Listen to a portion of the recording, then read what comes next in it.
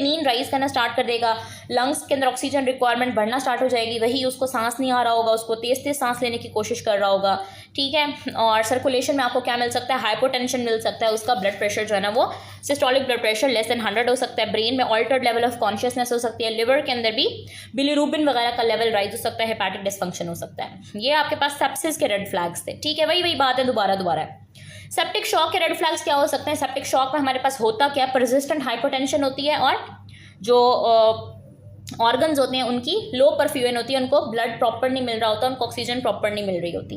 सो persistent अगर hypotension होगा तो आपको वेजोप्रेसर्स लगाने पड़ेंगे, ठीक है। और लैक्टेट जब राइज करेगा तो पेरीफ्रीज कोल्ड हो जाएंगी, हाथ पैर ठंडे पड़ जाएंगे, कैपिलरी रीफिल पुअर हो जाएगी। कैपिलरी रीफिल क्या होते हैं, बच्चों के एक टेस्ट भी कर रहे होते हैं, हम ऐसे फिंगर लेके इसको प्रेस करते हैं और ना प्रेस करके जब छोड़ते हैं ना तो यहाँ पे पहले वो स्किन वाइट हो जाती है, फिर जब प्रेस करके छोड़ते हैं तो वो वापस रेड हो जाती है। वो लेस देन 2 सेकेंड्स के अंदर जो है ना करना होता है, ऐसे करना होता है कि इसको यहाँ से प्रेस करते हैं, ये स्किन सारी वाइट हो जाती है, अभी स्क्रीन पे इतनी विजिबल नहीं है, सारी स्किन वाइट हो जाती है यहाँ से, फिर जब छोड़ते हैं तो ये वापस रेड हो जाती है। और ये जो है ना वो less than 2 second normal time होता है कैपिलरी रीफिल का। सो पेशेंट्स के अंदर, इन पेशेंट्स के अंदर सेप्टिक शॉक के पेशेंट के अंदर जो कैपिलरी रीफिल होती है ये पुअर होती है, बहुत देर लगती है दोबारा से ब्लड को वापस फिल होने में, 2 सेकेंड नहीं रहता, प्रोलॉन्ग्ड हो जाती है कैपिलरी रीफिल ना। और यूरिन आउटपुट क्या रहता है, बहुत ज़्यादा डेंजरस से कम रहता है। तो ये हमारे पास सेप्टिक शॉक के कुछ क्लिनिकल फीचर्स होते हैं, कुछ रेड फ्लैग्स होते हैं। वही कि उसका ब्लड प्रेशर बहुत कम होगा, उसका टेकेप्निया होगा, टेकिकार्डिया होगा, उसका ऑल्टर्ड मेंटल लेवल होगा, उसका GCS रिड्यूस होगा। सो ये सारे आपके पास सेप्टिक शॉक के रेड फ्लैग्स आ जाते हैं, ठीक है। नेक्स्ट एल में वो पूछता है कि आपने इन्वेस्टिगेशंस कौन कौन सी करानी है। कुछ इन्वेस्टिगेशंस हैं जो आप बेड साइड पे कर सकते हैं, जो आप पेशेंट के बेड पे खड़े होकर वहीं से असेस कर सकते हैं कि अच्छा ये पेशेंट सेप्सिस में जा रहा है या पेशेंट को सेप्टिक शॉक हो रहा है। और कुछ के लिए आपको लेबॉर्ट्री में सैंपल्स भिजवाने पड़ेंगे। बेड साइड असेसमेंट क्या हो सकती है बच्चों, सबसे पहले तो उसके वाइटल्स आप चेक करेंगे, उसका टेम्परेचर चेक करेंगे, उस बंदे को बुखार भी हो सकता है, उस बंदे का टेम्परेचर ज़्यादा भी हो सकता है, बहुत कम भी हो सकता है, डिपेंडिंग अपॉन कि वो किस स्टेट में है अभी। अगर तो अभी जो है ना उसका सेप्सिस स्टार्ट हो रहा है तो अभी तो वेजोडाइलेशन होगी, टेम्परेचर बढ़ा हुआ होगा। बाद में अगर वो सेप्टिक शॉक में जा चुका है तो जाहिर है उसकी एक्सट्रीमिटीज़ क्या होंगी, कोल्ड होना स्टार्ट हो जाएंगी, ठीक है। फिर heart rate of course increase होगा, टेकिकार्डिया होगा, ब्लड प्रेशर बहुत कम होगा, रेस्पिरेटरी रेट ज़्यादा होगा, बढ़ा हुआ होगा, 22 से ज़्यादा होगा। ऑक्सीजन की सैचुरेशन बहुत कम होगी क्योंकि टिश्यूज़ को प्रॉपरली ऑक्सीजन नहीं मिल रही। उसका GCS 14 से कम होगा, यूरिन आउटपुट बहुत कम होगा, कैपिलरी रीफिल क्या होगा, प्रोलॉन्ग्ड होगा। ये मैंने आप लोगों को बता दिया कि नॉर्मल कैपिलरी रीफिल टाइम होता है लेस देन 2 सेकेंड्स। तो ये जो है ना 2 सेकेंड से ज़्यादा देर लग रही होगी उसके फिंगर्स में वापस खून को फिल होने के लिए। तो ये बेड साइड के ऊपर आप कर सकते हैं, मतलब आपने जस्ट वाइटल्स चेक करने हैं, आपने उसका GCS चेक करना है, आपने यूरिन आउटपुट चेक करना है। और ये 3 चीज़ें आप लोगों ने याद रखनी है कि रेस्पिरेटरी रेट अगर 22 से ज़्यादा है, सिस्टोलिक ब्लड प्रेशर 100 से कम है और GCS अगर 14 से कम है तो आप लोगों ने सेप्सिस का सोचना है। इनमें से 2 भी अगर पूरे हो रहे हैं और साथ में कोई इन्फेक्शन है तो आपने सेप्सिस को कंफर्म कर लेना है, ठीक है। ये बेड साइड असेसमेंट हो गई।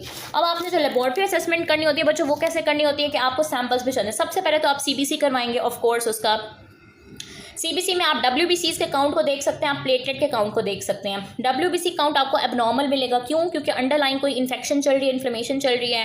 न्यूट्रोफिल्स का काउंट ज़्यादा मिलेगा, कम भी मिल सकता है, ठीक है। कि अगर आपका इम्यून सिस्टम बहुत ज़्यादा डिसरेगुलेट हो गया है, बैक्टीरिया ने आपके सारे WBCs ख़त्म कर दिए हैं, तो वो कम भी हो सकते हैं। या WBC काउंट बहुत ज़्यादा बढ़ा हुआ भी हो सकता है, न्यूट्रोफिल्स बहुत ज़्यादा बढ़े हुए भी हो सकते हैं, ठीक है।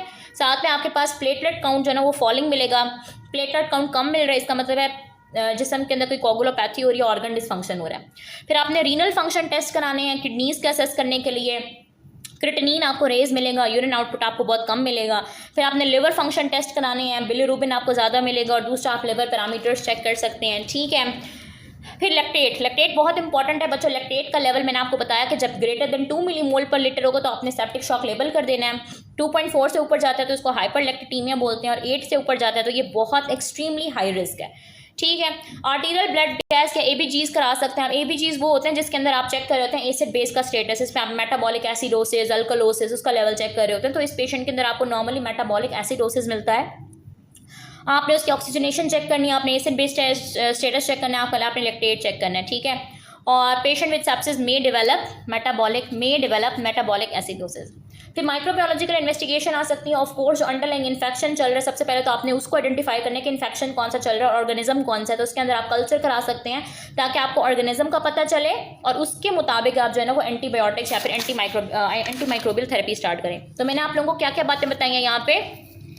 कि हम लोग पेशेंट को बेड साइड पे किस तरह से असेस करते हैं। हम पेशेंट के वाइटल्स देखते हैं, temperature, heart rate, respiratory rate, blood pressure, उसकी ऑक्सीजन सैचुरेशन देखते हैं, उसका GCS देखते हैं, कैपिलरी रीफिल देखते हैं, यूरिन आउटपुट देखते हैं। ठीक है, यहाँ से भी आपको बहुत कुछ पता चल जाता है।